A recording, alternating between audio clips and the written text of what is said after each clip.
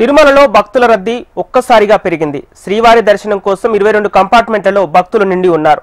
ఆలయం నుంచి శిలాతోరణం వరకు క్యూ లైన్లో భక్తులు వేచి ఉన్నారు.